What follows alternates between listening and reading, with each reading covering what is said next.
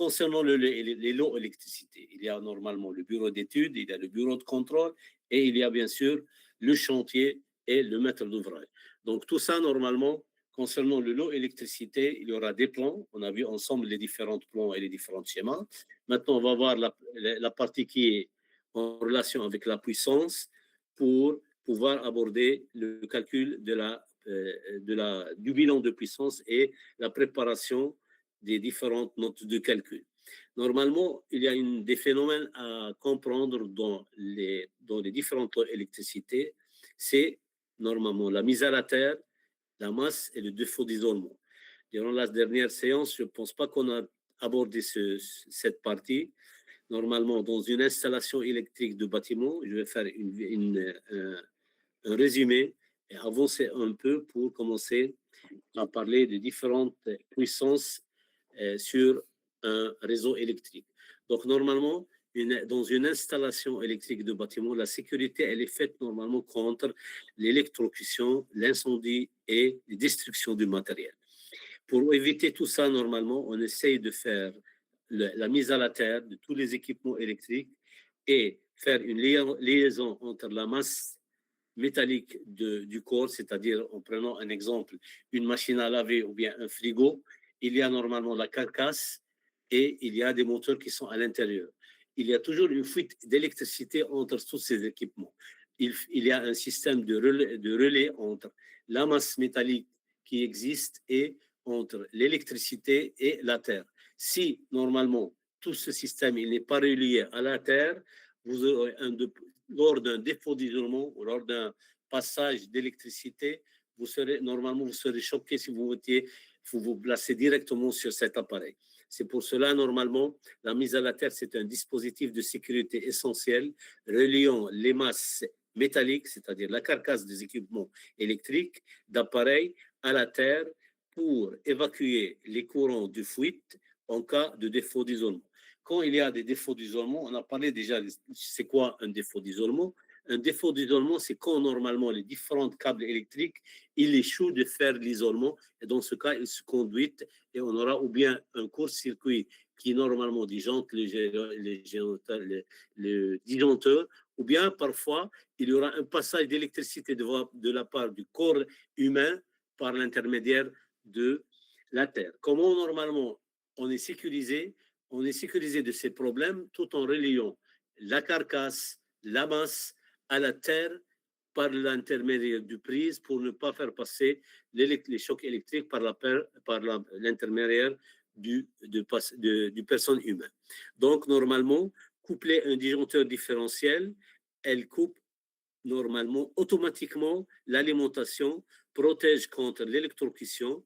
Un défaut d'isolement survit lorsque l'isolant d'un câble ou un composant est endommagé, laissant le courant atteindre la carcasse. Donc, si par exemple vous avez un câble à l'intérieur de votre frigo, ou bien de votre machine à laver, n'importe quel équipement électrique à la maison, ou bien dans l'administration, quelque part, il y a un câble où il a un défaut d'isolement, c'est-à-dire la protection de ce câble, elle est défaillante, on a deux normalement phénomènes qui se passent. Ou bien on a un court-circuit entre les deux câbles, les deux pôles, c'est-à-dire le mâle et le femelle, ils se rencontrent. Dans ce cas, le disjoncteur, il est déclenché à cause du court-circuit, ou bien il y a un passage de l'électricité par la carcasse sur la terre.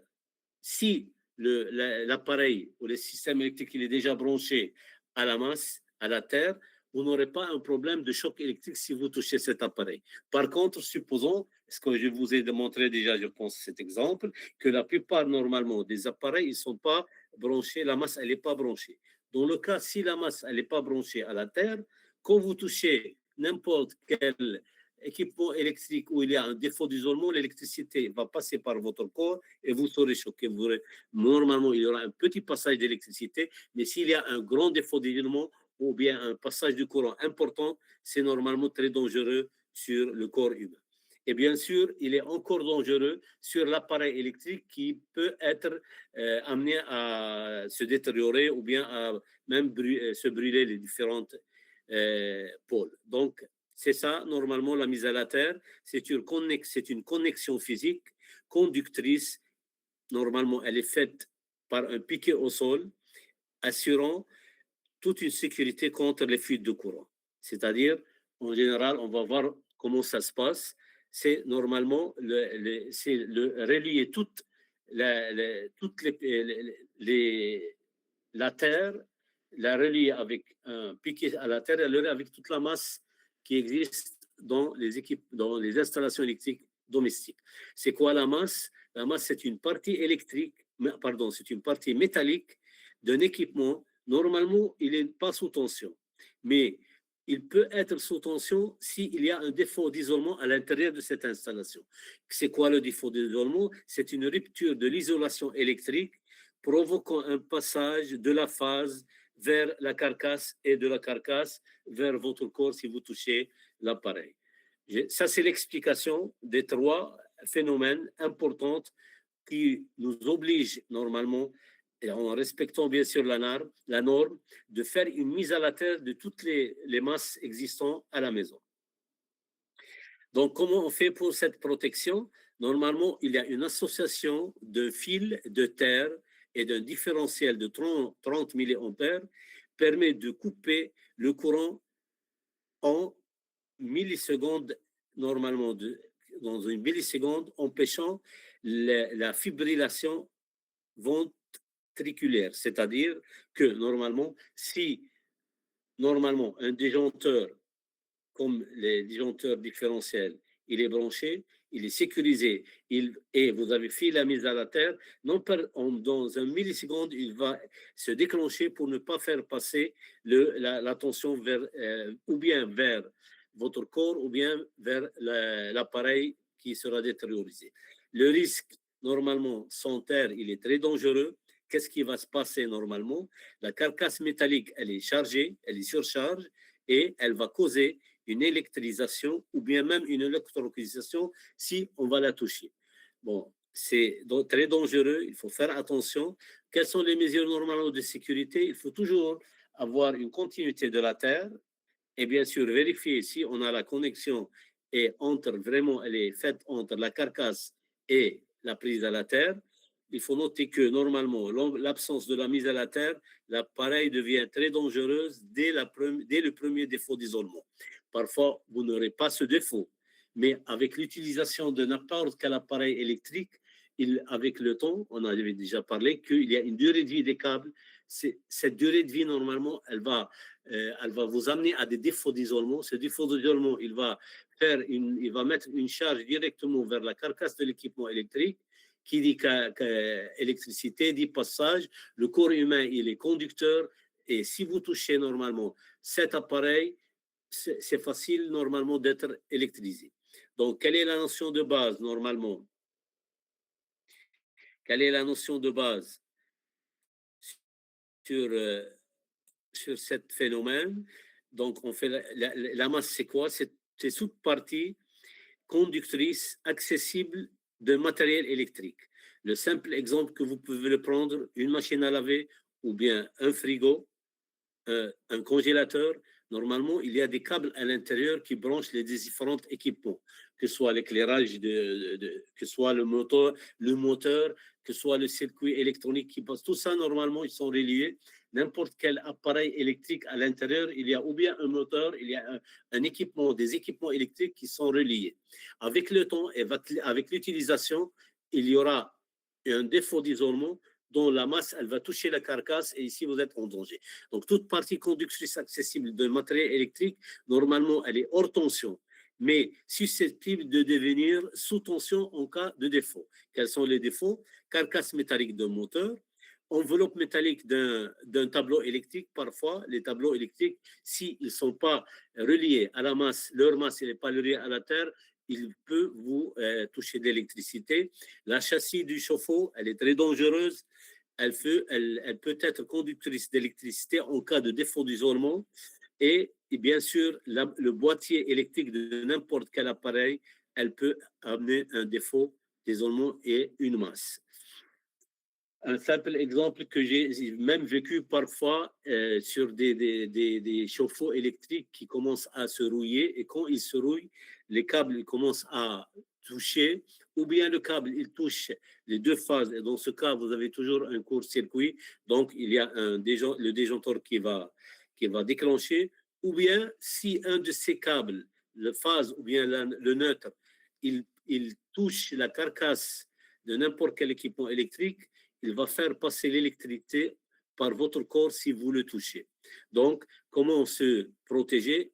On se protège en appliquant la mise à la terre de chaque équipement électrique existant dans notre bâtiment. Donc, si un conducteur actif, normalement, touche la carcasse métallique, vous avez un défaut d'isolement, la masse devient dangereuse, sous tension, une personne peut recevoir une décharge par son corps de l'électricité vers la Terre. La liaison à la Terre permet normalement donc d'évacuer le courant d'électricité en défaut et de déclencher automatiquement la protection en cas de défaut. C'est le rôle du disjoncteur différentiel qu'on a. Il n'y a pas de... C'est bon? Vous m'écoutez? Oui, oui, maintenant. D'accord. Oui, monsieur. Je continue. Mais... Oui, à un certain moment, que vous dites... je pense que c'est le réseau. Maintenant, s'il y a une coupure, vous m'informez pour que je recommence. Donc, la mise à la terre, on a défini c'est quoi la mise à la terre. La mise à la terre, normalement, consiste à relier électriquement une installation au sol, terre physique, à l'aide d'un conducteur ou d'une prise de terre. Donc, c'est important dans l'utilisation domestique et l'utilisation de l'électricité des bâtiments. Il faut toujours s'assurer que vous avez bien installé la mise à la terre pour se protéger. Donc, quel est le rôle normalement de la mise à la terre? Elle vous permet normalement de protéger toute personne qui va recevoir un courant inattendu ou bien toucher n'importe quel équipement électrique qui est déjà à la masse, qui a un défaut d'isolement. Vous êtes protégé contre les incendies parce que normalement, un défaut électrique peut amener à une petite brûlure électrique qui va amener à un incendie. Et bien sûr, vous allez assurer un bon fonctionnement des différentes protections différentielles que vous avez dans votre armoire électrique. Donc, la constitution normalement de la prise à la terre, comment elle est faite, il y a un électrode qui est foncé dans la terre, c'est un piquet en acier galvanisé, et il y a une boucle de fouille qui est faite alentour du bâtiment, que ce soit en apparente ou bien même cachée sous la terre. Et il y a bien sûr une plaque enterrée qui joue le rôle de décharge de la terre. Ça, c'est concernant l'électrode qui sera piqué, qui sera fixé à la terre. Le conducteur vers la terre, c'est un câble, il est vert ou jaune. On va voir un exemple. Il est coloré de vert et jaune, suivant la norme qu'on utilise. Et bien sûr, il a une section normalisée. On va la voir ensemble. Il y a une barrette de coupure. Elle permet de mesurer la résistance de terre. Et bien sûr, il y a un conducteur principal de protection. Ce conducteur, c'est normalement Protective Earth, c'est son rôle de protéger. C'est un fil électrique normalement de couleur vert, assurant normalement la sécurité en reliant la masse métallique à la terre, permettant l'évacuation du courant de fuite. Obligatoire normalement, il protège contre les électrocutions en cas de défaut d'isolement et en déclenchant les dispositifs de protection comme le disjoncteur différentiel. Comment mesurer la résistance de la Terre? La résistance doit être normalement le plus faible possible pour pouvoir disjoncter et ne pas faire passer beaucoup de courant par le corps humain. C'est-à-dire la résistance en bâtiment d'habitation, normalement, elle est plus petite ou égale à 100 ohms. Pourquoi? Pour normalement, suivant la norme, pour ne pas faire passer un courant qui dépasse 30 milliampères. Si le courant dans votre corps, il dépasse 30 milliampères, vous êtes en danger. Donc, normalement, la plupart des disjoncteurs, ils sont calibrés de façon à disjoncter lorsqu'ils détectent un passage de courant de fuite qui est de plus grand de 30 milliampères. Un simple exemple, une résistance normalement qui est égale à 1667 ohms, Normalement, en pratique, on vise à 100 ohms. Donc, idéalement, il faut avoir une résistance qui est plus petite que 100 ohms, mais pratiquement, l'idéal, c'est 50 ohms, mais normalement, ce qu'on le trouve dans les chantiers, pratiquement, il est de 100 ohms. Le défaut d'isolement, c'est quoi?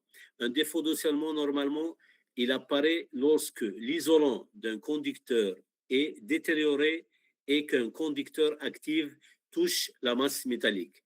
Je pense que c'est compréhensible. Si vous n'avez pas compris, on va prendre un simple exemple comme je viens de vous montrer. N'importe quel équipement électrique à la maison, il y a des câbles à l'intérieur. Ces deux câbles, normalement, toujours il y a deux câbles dans les appareils monophasés, ils sont isolés. Il y a un câble qui contient deux câbles. Les deux câbles, ils sont isolés. Avec le temps, ce isolant, il se détériorise. Et quand il se détériorise, on a ou bien une phase qui touche la carcasse métallique, ou bien les deux phases qui se touchent. Dans le cas où les deux phases qui se touchent, qu'est-ce qu'on a? Vous êtes avec moi? Vous m'écoutez? Oui, si. Donc, si on a une détérioration du câble et on a les deux phases, le phase et le neutre qui se touchent, qu'est-ce qu'on a comme phénomène? On a un court-circuit. Dans ce cas, normalement, vous n'êtes pas en danger parce que l'appareil, une fois elle va attaquer le court-circuit, le disjoncteur, il va se déclencher. Mais il y a les phénomènes qui est plus danger, c'est lorsque ce défaut d'isolement, il touche la carcasse de votre équipement électrique, quel que soit l'équipement. On va prendre l'exemple de la machine à laver ou bien le frigo. À l'intérieur, si il y a un défaut d'isolement, c'est-à-dire l'isolant des deux câbles, un de ces isolants, il est défaillant, ou bien même la connexion de ces deux bornes, elle est faible, ou elle est délaissée, elle est mal serrée. Un de ces isolants, un de ces câbles, le conducteur, il va toucher la carcasse. Et quand normalement il touche la carcasse, s'il n'y a pas la terre qui est déjà branchée vers la prise électrique, c'est vous-même qui va faire passer la personne qui va toucher cet équipement électrique, c'est elle qui va jouer le rôle de conducteur et faire passer l'électricité. C'est là où il est le danger. Donc, quelle est la cause normalement de ces différents défauts d'isolement? C'est le vieillissement des câbles, comme je viens de vous dire. Il y a l'humidité. L'humidité, c'est un conducteur. Il y a des gouttelettes d'eau qui se forment alentour des deux bornes d'électricité. Il y a parfois une mauvaise installation de l'électrique. Bon, c'est important si on fait une mauvaise installation électrique. Donc, ça amène normalement le câble de toucher la carcasse. Donc, ici, vous avez un défaut d'isolement. Et bien sûr, si vous avez un écrasement mécanique à l'intérieur de votre machine, dans ce cas, l'électricité, elle touche la carcasse. Donc, quelles sont les conséquences? Bien sûr, vous êtes en mise sous tension de masse, c'est-à-dire il y a de tension qui va passer par la carcasse vers la terre. Il y a un risque d'électrocution, il y a un déclenchement du différentiel et bien sûr, il y a un court-circuit qui est possible, comme je viens de vous dire. Donc, les protections contre ces défauts d'isolement, normalement, on a sur le régime TT, on va voir c'est quoi le régime, normalement terre et terre. Normalement, la masse, ils sont reliés à la terre. Le neutre du transformateur, il est relié aussi à la terre, donc il y a un disjoncteur différentiel qui assure normalement la coupure. Comment le fonctionnement il est fait? Normalement, les disjoncteurs différentiels, ils mesurent la phase avec le neutre. En fonctionnement normal, la phase est égale à la neutre. En cas de défaut, il y a une partie du courant qui passe par la terre, donc il y a un déséquilibre, il y a un déclenchement. C'est ça le fonctionnement de disjoncteur différentiel en cas de régime terre-terre. Je vais vous expliquer c'est quoi le régime terre-terre. Donc normalement, la sensibilité différentielle ici, elle est de 30 milliampères et bien sûr, toute la protection des personnes contre l'électrocution, c'est 30 milliampères. Et la protection contre l'incendie, elle est de 300 milliampères. Donc, c'est le rôle des différents disjoncteurs qui sont branchés dans une armoire technique. Comment est le schéma? Il est fait de façon simplifiée. Vous avez normalement la phase et vous avez une masse métallique. Vous avez un conducteur de terre. Il y a une prise de terre, il y a le sol, il y a le neutre, il y a le transformateur. Tout ça, tous ces équipements électriques, ils sont reliés. Le courant, normalement, de défaut, il va circuler dans la terre et provoque un déclenchement des différentiels sans passer par le corps humain. Donc, quelles sont les différentes sections normalisées qu'on peut utiliser pour la protection? Normalement, on a les câbles, on va le voir dans la séance, dans le cours. Normalement, mais une section de 16 mm carrés, elle est normalement, elle fait passer normalement un courant qui est une section de 16 à 35 et ainsi de suite. Pour les applications en bâtiment, par exemple R+4, le prise de terre, normalement, il est au fond de la fouille. Et normalement, il y a un conducteur principal de protection vers le TGBT. Le TGBT, c'est le tableau général de passe tension. Normalement, en général, n'importe quel bâtiment, un bâtiment administratif ou un bâtiment domestique utilisé, il y a un tableau général qui alimente l'électricité de la part de l'SRM qui livre la basse tension. Ça, c'est normalement le rôle d'un TGBT lors de l'alimentation d'un bâtiment. Il y a aussi la liaison équipotentielle principale entre différentes armoires. Et bien sûr, il y a le conducteur PE qui est dans chaque colonne montante qui, normalement, il fait passer la terre et en même temps, il y a un différentiel de 30 milliampères dans chaque appartement.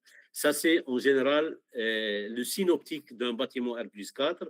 On va le voir plus en détail dans les exemples de chantier que je vais vous amener. Quelle est la notion importante ici à retenir? Normalement, une masse n'est pas normalement sous tension, c'est-à-dire toujours la masse, elle n'est pas sous tension, sauf s'il y a un défaut d'isolement. C'est-à-dire, parfois, si vous achetez par exemple une nouvelle machine à laver, vous êtes sécurisé, la masse, elle est bien reliée, il n'y a pas un problème, bon, sauf s'il y a un défaut de construction. Mais la protection, elle est faite de façon qu'il faut relier la terre de cette carcasse, de cet appareil, avec les prises, avec toute la terre qui est reliée dans le bâtiment. Le défaut d'isolement, normalement, est un contact phase-masse. Il faut bien comprendre comment ça se passe, un défaut d'isolement. Le défaut d'isolement, c'est parce que vous avez déjà un câble qui est alimenté, il y a la phase, il y a le neutre. Donc, et il y a la masse, qui est la carcasse, et qu'il y a la terre. Le défaut d'isolement, il touche normalement une de ces phases, il touche la carcasse, il touche la masse, et il passe par l'intermédiaire de la terre pour ne pas avoir un danger humain ou bien un danger sur l'appareil lui-même. Le différentiel détecte normalement un courant de fuite, c'est-à-dire le disjoncteur de sécurité qui est installé dans votre armoire électrique, il détecte normalement toute une fuite, toutes les fuites de courant, il les détecte et il déclenche, une fois il voit un courant qui dépasse 30 milliampères, qui est dangereux pour la sécurité humaine. Et bien sûr, ça c'est concernant le défaut d'isolement.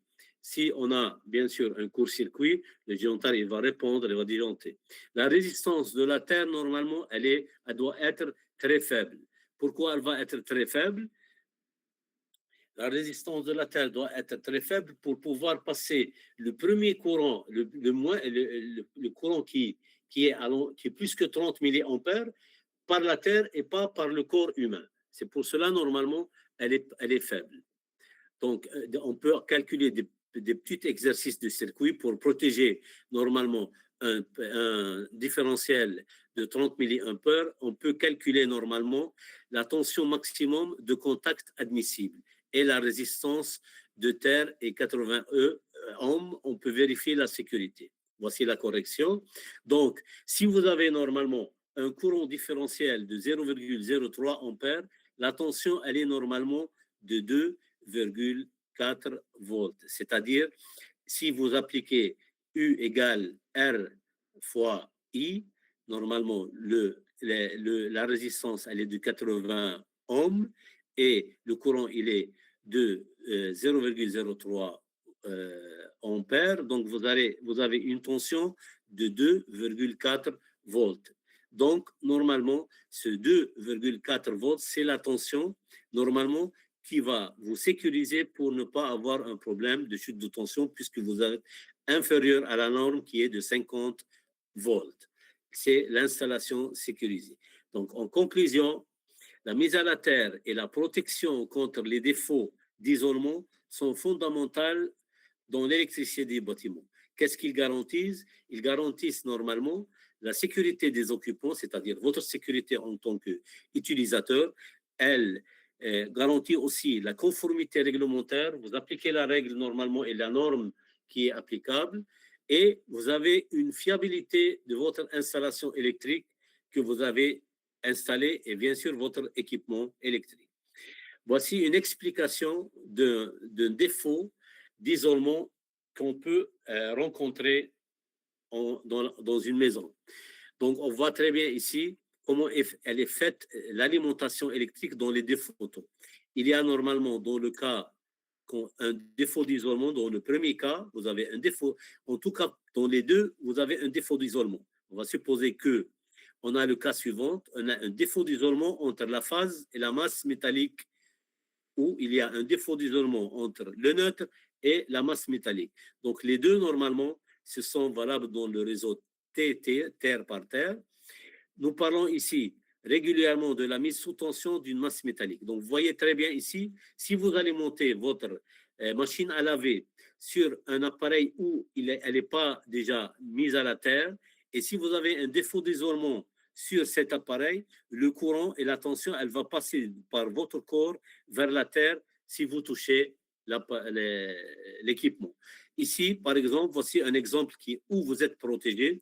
Vous avez l'alimentation électrique et vous avez déjà relié la masse de la carcasse à la terre. Elle est faite sous une prise. On avait parlé de la prise qui contient phase et neutre et la terre. Donc, si vous avez bien appliqué votre système de la mise à la terre, elle est bien appliquée, vous n'aurez pas un problème de passage d'électricité corporelle en cas si vous touchez l'appareil et en cas s'il y a un défaut d'isolement. Normalement, si vous achetez un nouveau équipement, il n'y aura pas de défaut d'isolement. Mais avec le temps et avec l'utilisation, il y aura des usures, il y a d'utilisation des câbles. Ça peut avoir un problème de continuité de câble. Donc, qu'est-ce qui se passe ici normalement? Il y a certains équipements, par exemple les spots lumineux, parfois les équipements de classe 2, n'ont pas toujours de borne pour ajouter à la fil de la terre. Qu'est-ce qu'il faut dans ce cas? Le fil de la terre doit être présent et être relié jusqu'à tableau électrique, que ce soit le dernier ou celui du milieu. La continuité doit être assurée entre l'emplacement de l'équipement et le tableau électrique. Je vais vous montrer comment ça va se passer. C'est-à-dire qu'il y a parfois, surtout dans les spots lumineux, la masse, elle n'est pas reliée.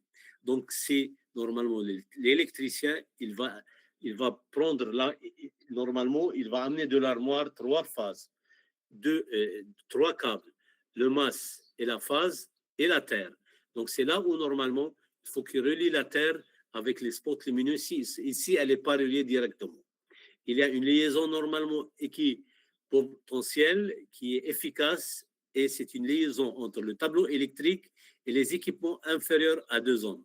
Pourquoi normalement ça?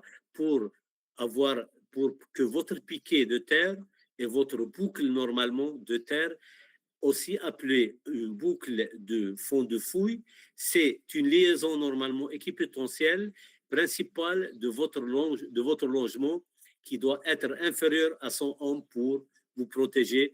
Et tout ça, il est en relation avec le courant qui passe et qui est dangereux s'il dépasse 30 milliampères. Voici un exemple de fil à terre qui est présent mais il n'est pas connecté, et de fil à terre qui est présent et relié à la terre. Voici, on voit très bien ici, voici, c'est une plaque de terre normalement, celle-là, et ici, il est pas relié. Donc, voyez très bien, dans ce cas, normalement, ici, vous avez un problème parce que le fil de terre, il est présent, mais il n'est pas relié. Et ici, on voit très bien que le fil de terre, il est relié afin d'assurer une continuité. Comment ça se passe? La terre dans la maison, voici le piquet, voici le banc de cuivre, et voici le câble de terre qui va normalement être relié à l'armoire. Je vais amener d'autres schémas qui vous montrent comment la terre est reliée normalement. Donc, ceci est fait. On va parler des trois régimes qui existent normalement dans notre régime. Je vais laisser ce paragraphe pour commencer par tout d'abord la tension, la puissance et qui est normalement et la dimensionnement des circuits. Normalement, c'est durant cette séance, on va parler de dimensionnement correct qui fait des différents circuits électriques suivant la norme de AFNOR ou bien de CF, NFC 1500. Donc, normalement, un circuit doit être dimensionné en fonction de la puissance de l'appareil alimenté. Ça, c'est sûr et certain. Il faut faire attention. Si, normalement, vous amenez un appareil qui consomme beaucoup d'électricité alors que le câble déjà installé, il n'est pas à la norme, le phénomène qui va se passer, c'est quand vous branchez cet appareil, normalement, elle sera alimentée par l'électricité, elle va faire appel à beaucoup de courant qui n'est pas normal, qui ne supportera pas le dimensionnement du câble et qui va amener normalement à un court-circuit ou bien au déclenchement du déjanteur différentiel.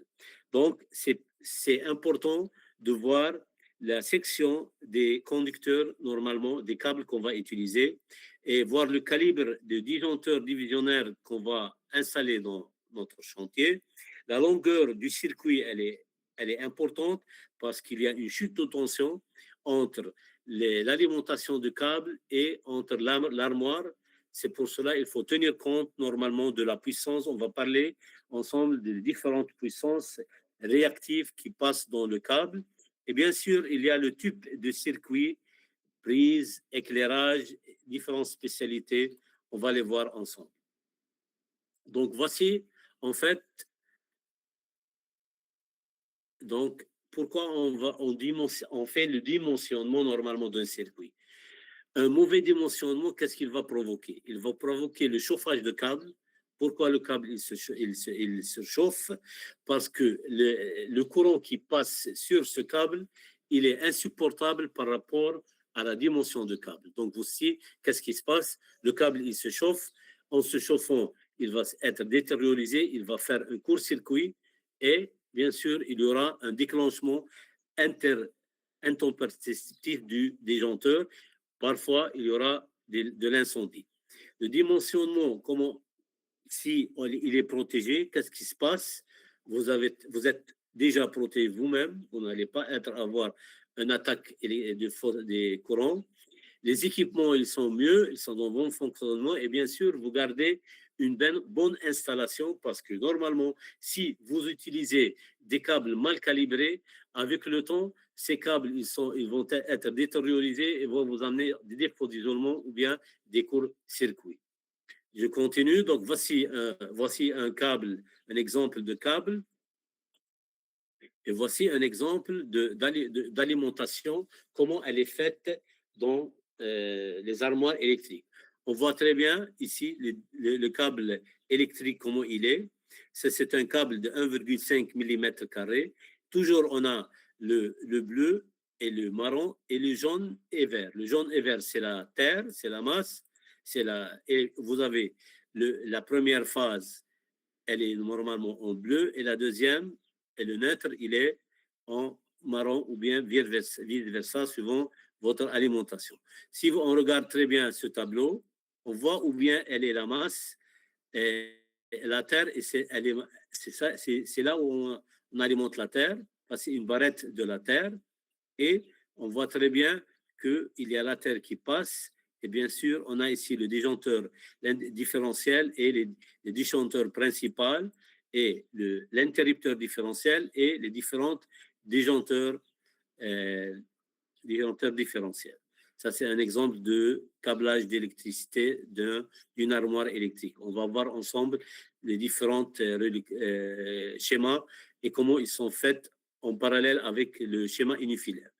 Maintenant, je vais parler un peu de la puissance parce que normalement, tout est relié en relation avec la puissance électrique de l'appareil.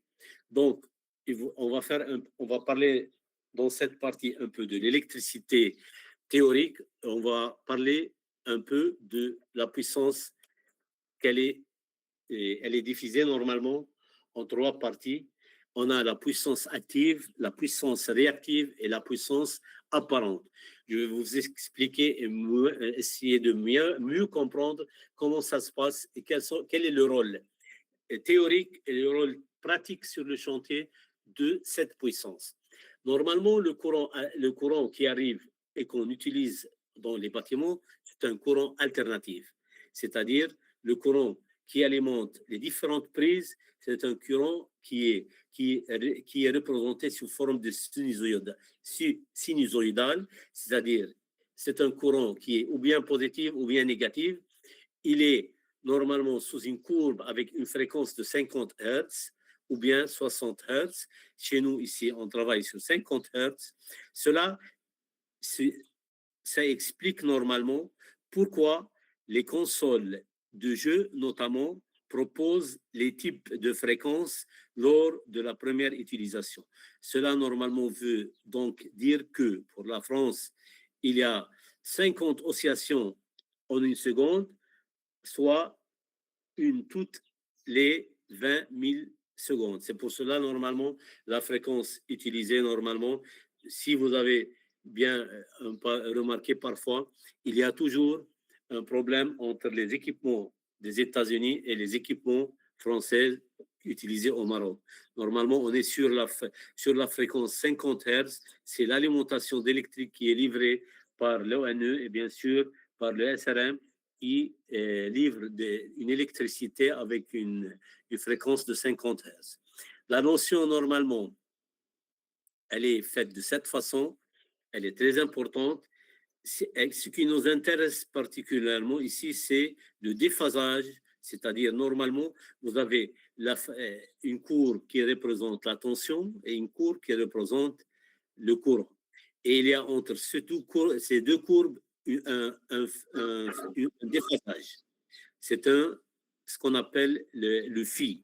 C'est un angle de phi. Je vais vous représenter sous forme de schéma et ça va être mieux expliqué. On ne va pas attaquer la partie théorique parce que c'est un peu plus difficile, mais on va prendre ce qui concerne normalement, c'est l'électricité des bâtiments et comment elle est normalement procédée. Donc, normalement, toujours, on a un décalage de l'électricité entre la tension et l'intensité, à noter selon le type d'appareil électrique utilisé. C'est-à-dire, si vous avez un appareil qui est résistif, ou bien inductif, ou bien capacitif.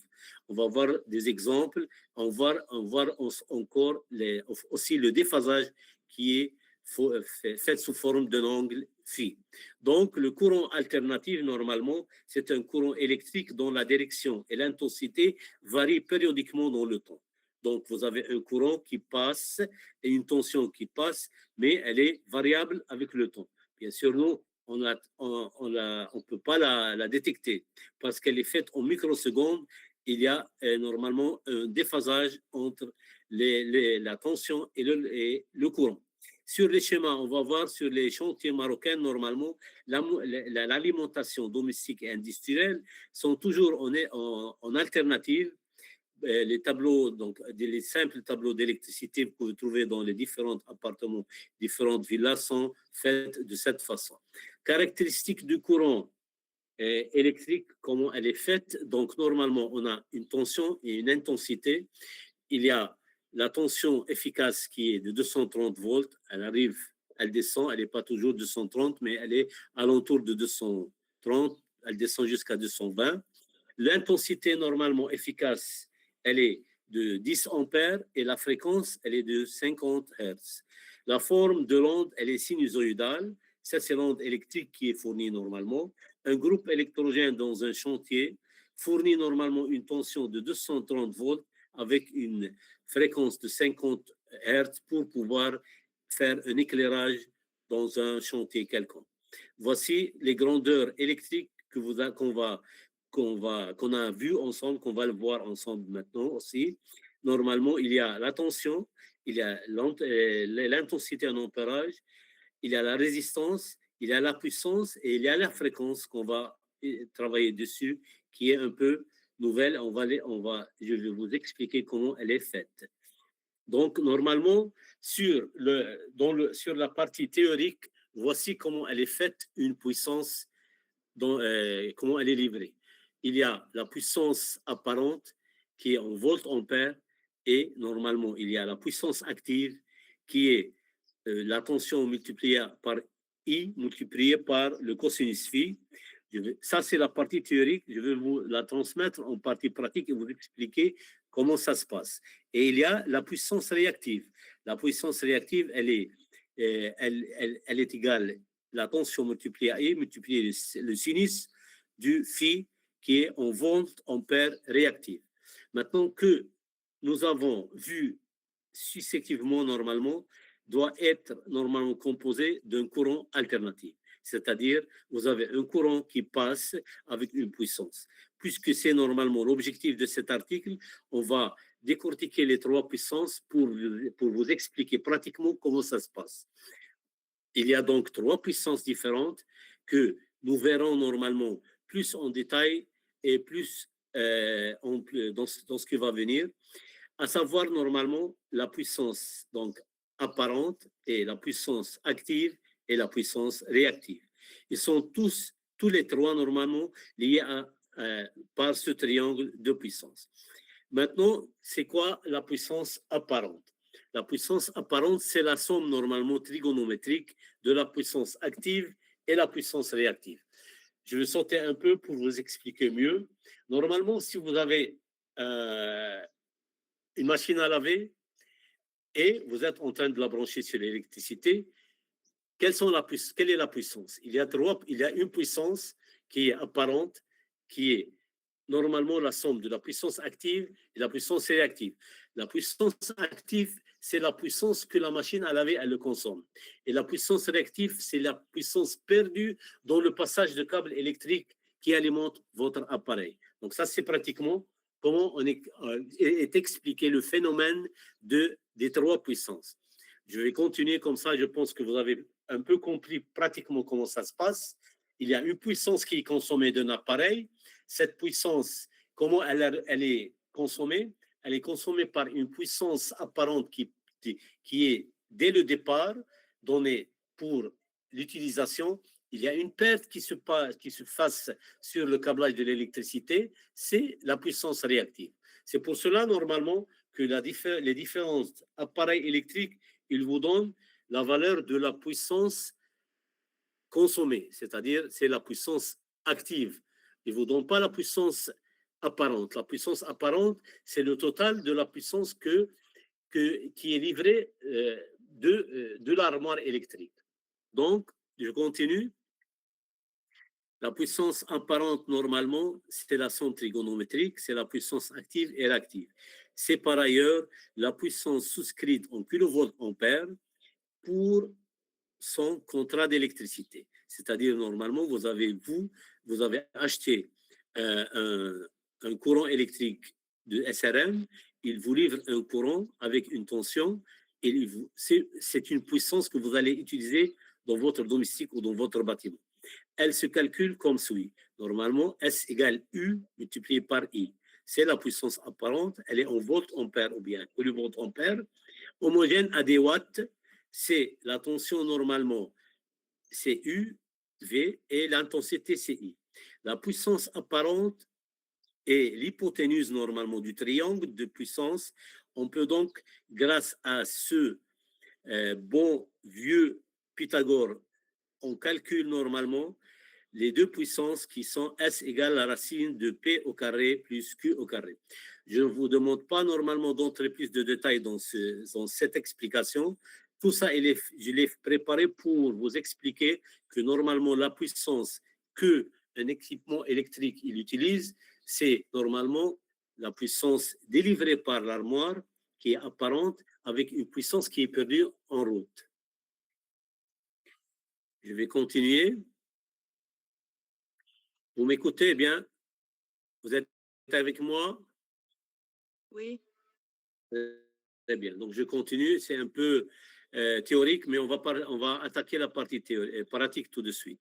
Donc, normalement, la puissance apparente est l'hypoténuse, comme on a vu sur les triangles, et on a une puissance apparente qui est livrée en volts-ampères de l'armoire. Il y a une puissance active qui est consommée en watts de votre appareil, et il y a une puissance réactive qui est perdue dans le câble. Donc, normalement, nous, dans notre travail sur le chantier, on va tenir compte de la puissance active, c'est-à-dire de la puissance normalement utilisée.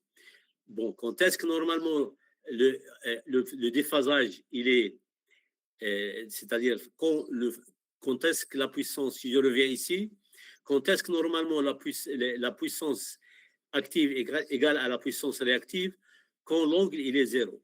Si l'angle il est zéro, dans ce cas, on a la puissance en volts-ampères égale la puissance en watts. Et normalement, ce n'est pas le cas parce que toujours on a des pertes. Mais nous, on travaille sur la base de watts qui est volts-ampères pour calculer le maximum de la puissance que normalement on va consommer et pouvoir préparer le bilan de puissance concernant notre utilisation et notre chantier. Je continue donc. Normalement, la puissance apparente, on a dit, c'est la somme au carré. Vous avez une puissance apparente qui est en volts-ampères, vous avez une puissance active en watts et vous avez une puissance réactive en volts-ampères réactive. Cette puissance réactive, c'est la puissance perdue sur la route, sur le câble de votre alimentation. La puissance active, donc, c'est la puissance qui va provoquer un mouvement et pourrait le qualifier d'utile, elle est normalement souvent confondue avec la puissance apparente. Pourquoi elle est confondue par la puissance apparente? Lorsqu'on considère que normalement, cosinus phi, il est alentour de 1, et dans ce cas, on travaille sur une puissance consommée qui est idéale. Toujours, on a des pertes sur les routes de câblage, mais on ne tient pas compte de cette perte pour pouvoir calculer le maximum de puissance que peut normalement consommer un appareil électrique. Donc, la puissance active, elle est égale U fois I fois le cos phi. Elle utilise normalement la tension aussi. La puissance réactive, quel est le rôle? La puissance réactive est beaucoup moins connue et plus complexe à aborder. C'est pour cela, normalement, on essaie toujours de la considérer comme zéro, mais normalement, c'est une puissance elle est importante parce que c'est normalement la différence entre la puissance que vous livre normalement le producteur, c'est-à-dire l'SRM, et entre la puissance que vous utilisez pour consommer, pour mettre sous tension votre équipement. Donc, ce n'est pas normalement une puissance à proprement parler, puisque l'on ne peut pas en titre de travail, c'est-à-dire elle n'est pas tirée comme un travail, elle est perdue sur la route. Cependant, elle est nécessaire dans de nombreux systèmes, notamment dans tous ceux qui sont équipés d'un bobinage. Ici, là, on va entrer un peu dans le déphasage et de l'angle. Si vous avez une grande consommation d'électricité, ici, le cos phi va varier et vous êtes obligé à utiliser ce qu'on appelle normalement des condensateurs pour essayer de régulariser ce cos phi. Donc, parmi eux, normalement, on peut noter le moteur tournant, évidemment, mais aussi il y a les appareils de froid. Certains composants informatiques, normalement, ils peuvent amener à varier la puissance réactive, c'est-à-dire si vous avez une puissance réactive qui est importante, vous avez une perte de puissance consommée.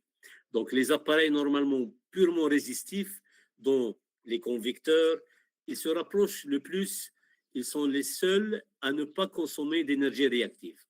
C'est-à-dire, pourquoi? Parce que c'est une résistance, et dans le cas où on a une résistance, normalement, elle fait appel au maximum de courant.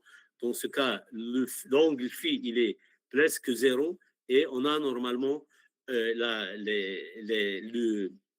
la puissance réactive, elle est égale à zéro, et la puissance apparente, elle est égale à la puissance active. Et ça passe dans quel exemple? L'exemple des convecteurs. Là où il y a des convecteurs, des résistances, vous n'avez pas de cos phi. Vous n'avez pas de l'angle phi, vous avez un sinus phi égal à 0 et cos phi égal à 1.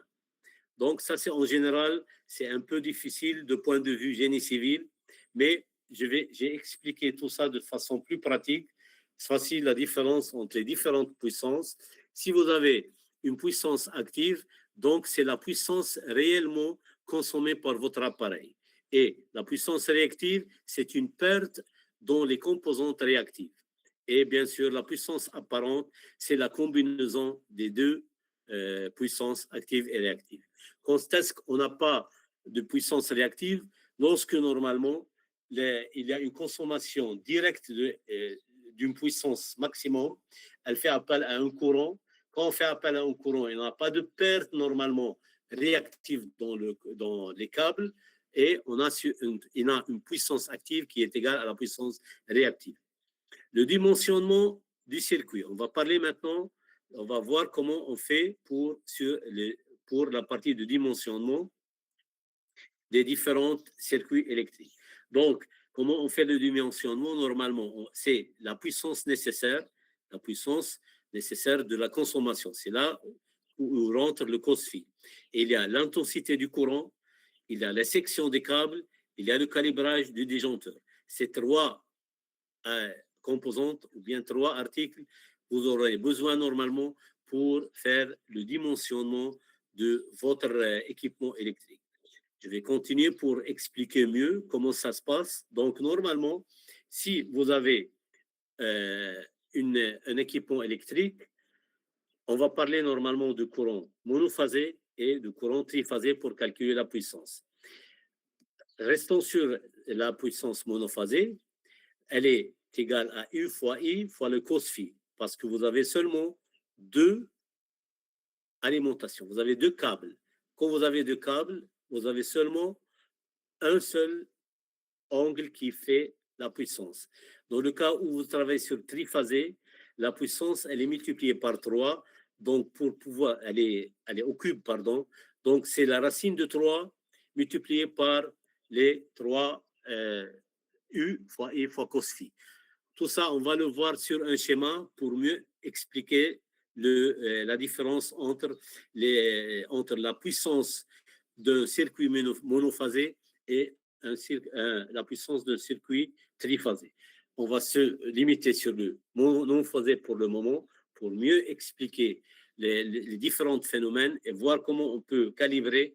Et bien sûr, lorsqu'on va passer sur triphasé, on aura le facteur racine de 3 à introduire dans notre formule. Donc, comment calculer normalement l'intensité dans le monophasé? Elle est égale à I, elle est égale à l'intensité I égale P sur U multiplié par le cos phi. Le cos phi, donc, normalement, c'est un facteur de puissance ici dans notre équation. Il est considéré comme un facteur de puissance. Cette formule, normalement, est utilisée dans les courants alternatifs. Bien sûr, on n'a pas de cos phi dans le courant continu.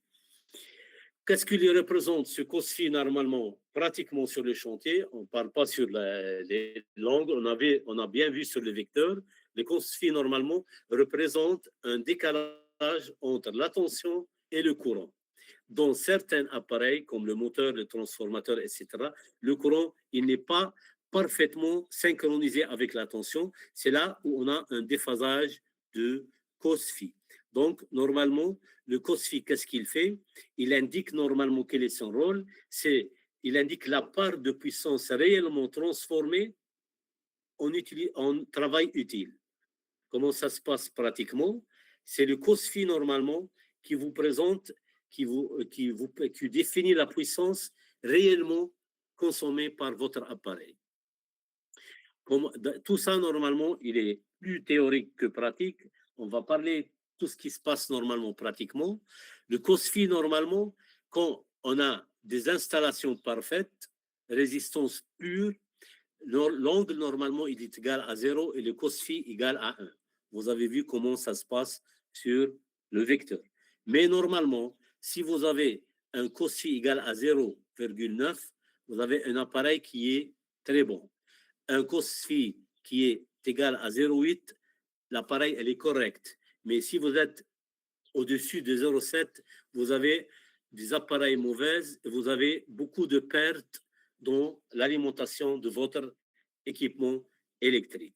En domestique, normalement, et dans les électricités de bâtiment, les radiateurs électriques, ils ont un COSFI égal à 1, c'est-à-dire l'angle phi égale 0.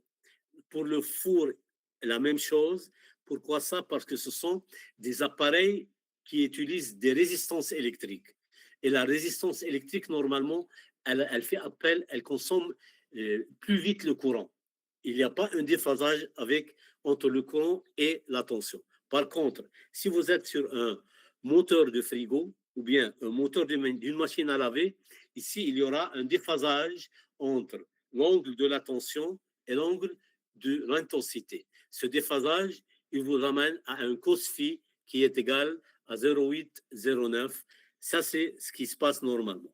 En pratique, et pour les logements et dans les différents bâtiments, on prend souvent le COSFI égal à peu près 0,9.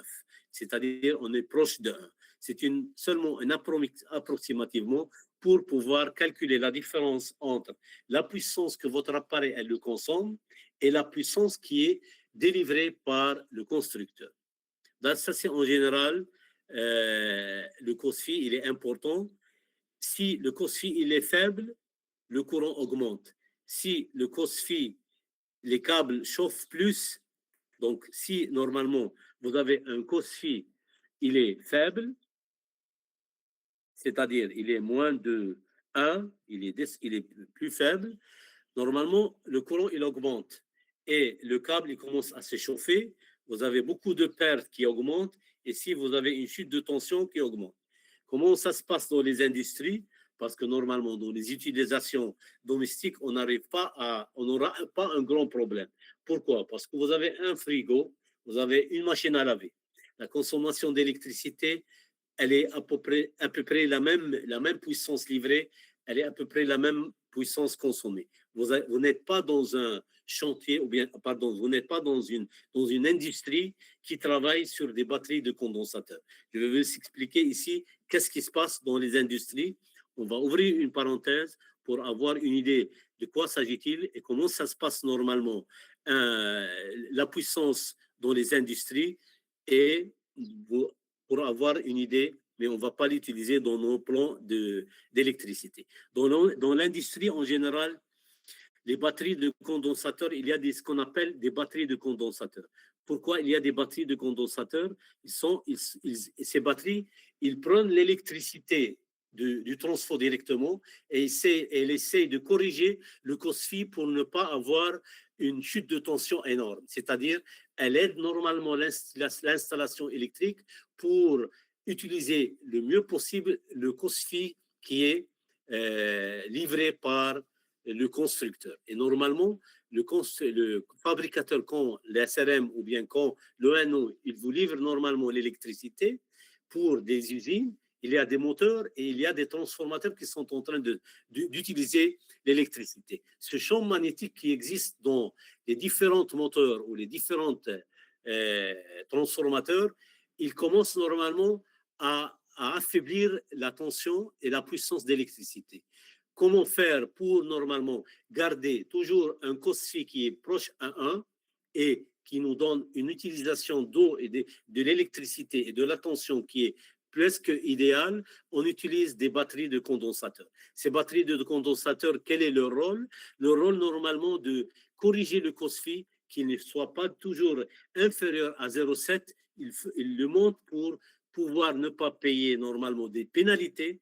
Il y a une pénalité normalement ici qui rentre parce que si vous avez vous êtes en train de consommer de l'électricité et ne pas corriger votre COSFI, le fabricateur, il vous livre de l'électricité, il vous réserve une grande consommation d'électricité que vous êtes en train de l'utiliser. Qu'est-ce que vous faites, vous, pour ne pas avoir une pénalité? Vous intégrez dans votre système un système de batterie de condensateur. Ce batterie de condensateur, normalement, il règle le COSFI de façon qu'il soit toujours proche de 1 et pour éviter tout paiement de pénalité si vous avez le COSFI qui est faible. Donc, le principal, normalement, les principales raisons de l'utilisation de ces batteries de condensateurs sont les suivantes. C'est l'élimination des pénalités financières. Je viens de vous dire, normalement, la compensation de l'énergie réactive permet d'éviter les amendes sur les factures d'électricité imposées lorsque le facteur de puissance il est très faible. Bon, je vous explique, c'est un peu difficile, mais vous n'êtes pas très concerné à apprendre de quoi s'agit-il, mais comprendre qu'est-ce qu'il y a. Normalement, ici, le fabricateur, il vous livre de l'électricité et vous êtes en train de consommer une grande consommation de courant. Cette consommation de courant, elle est perdue dans la ligne, dans votre utilisation. Ici, il rentre la puissance réactive qui est en train de monter. Quand la puissance réactive, elle est en train de monter, le cosinus phi, il est en train d'affaiblir, vous êtes amené à payer des pénalités vis-à-vis SRM. Pourquoi? Parce que les SRM, elles vous vendent de l'électricité que vous n'êtes pas en train d'utiliser tout à fait complète, donc elle est en train de perdre. Qu'est-ce que vous voulez faire? Vous allez faire brancher votre installation à des batteries de condensateurs pour pouvoir remonter ce COSFI et ne pas payer les pénalités. Et qu'est-ce qu'il y a encore qu'est-ce qu'il fait normalement ce condensateur? Il fait une réduction des pertes et une chute de tension. Le condensateur, normalement, quand il est branché sur votre circuit électrique, il diminue l'intensité de courant qui circule dans les câbles, ce qui normalement réduit les pertes qui font effet par joule et améliore normalement la stabilité de votre tension. Je vous explique. Normalement, dans les industries, il y a une grande consommation d'électricité. Cette consommation d'électricité, avec le passage des câbles, il y a une perte. Cette perte, normalement, comment vous pouvez la corriger? Par des condensateurs de batterie qui, normalement, ils génèrent de l'électricité aussi ils sont alimentés, ils génèrent de l'électricité pour régulariser l'utilisation de COSFI et bien sûr améliorer normalement la stabilité de votre tension. Qu'est-ce qu'il y a aussi encore? Normalement, il y a une optimisation de l'infrastructure. En réduisant le courant réactif, parce que normalement, les batteries de condensateurs, qu'est-ce qu'ils font? Ils affaiblent normalement, ils réduisent le courant réactif et la puissance normalement réactive, elle est faible. Et dans ce cas, la puissance apparente, elle diminue. La puissance apparente, elle est diminue, comme quoi, si elle est en total diminuée, ce qui permet normalement de soulager le transfo qui est en train de vous, et les câbles qui sont en train de vous livrer de l'électricité. Donc, ça rentre, le rôle ici, ça montre que normalement, les condensateurs, les batteries de condensateurs, ils vous aident dans une usine, normalement dans une industrie, ils vous aident à régler la tension et à régler la consommation de façon à ne pas normalement donner une forte puissance de la part du transformateur et de la part des câbles d'alimentation qui offrent normalement la possibilité de connecter de nouvelles machines sans avoir une grande charge d'électricité. Voici un exemple. Bien sûr, il y a aussi l'amélioration de l'efficacité énergique. Vous avez ici une meilleure gestion de la puissance réactive qui est normalement rend l'installation plus performante et durable.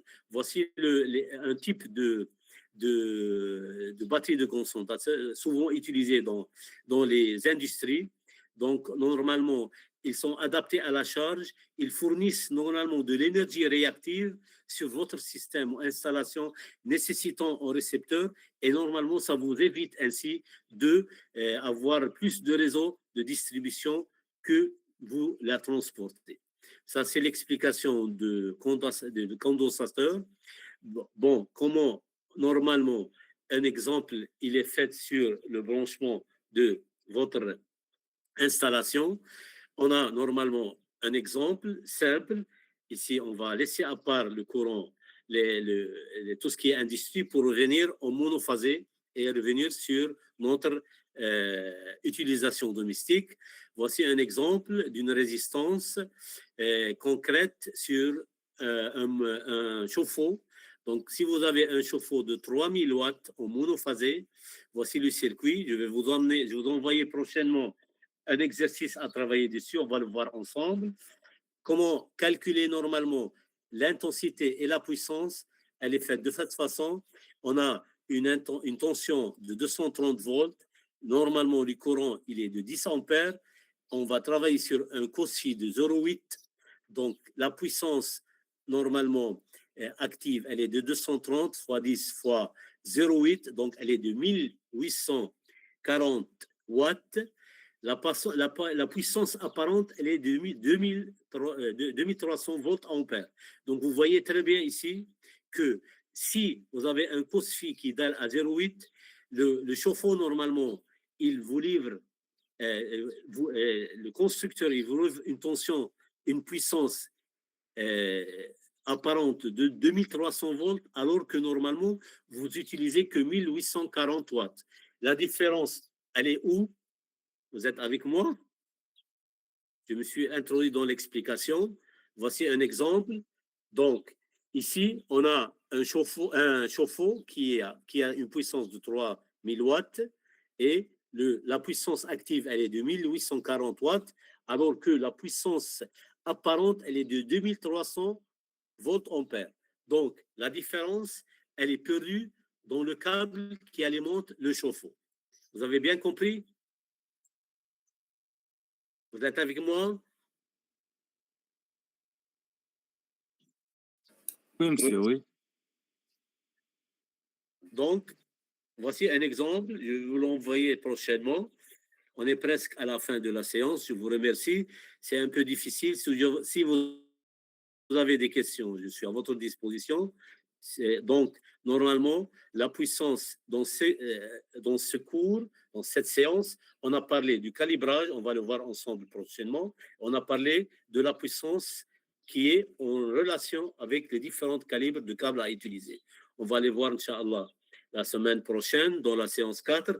Normalement, si je veux revenir sur, avant de finir, venir un peu sur la partie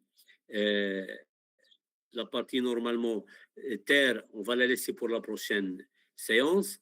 Mais ce qui est important normalement, c'est le choix des câbles. Comment on va faire pour choisir les différents câbles? Normalement, il est fait dans un schéma où vous pouvez choisir les différents câbles suivant l'intensité et la puissance que vous allez utiliser. On va la voir durant la séance prochaine, Inch'Allah. On est presque à la fin, je pense. Si vous avez des questions, je suis à votre disposition. Bon, je n'ai pas fait l'appel, mais je pense que vous êtes tous présents. Si vous voulez, je peux faire vite l'appel, mais ce n'est pas grave. C'est moi qui était en retard à cause du branchement. Il y a 36, 35, 34 personnes. Est-ce que Ahmed Madani est avec nous?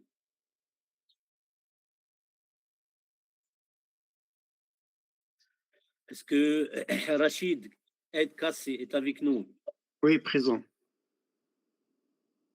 Norman Akouchah. Norman? C'est le responsable, je pense. Est-ce que Billah Ahmed est là? Iman?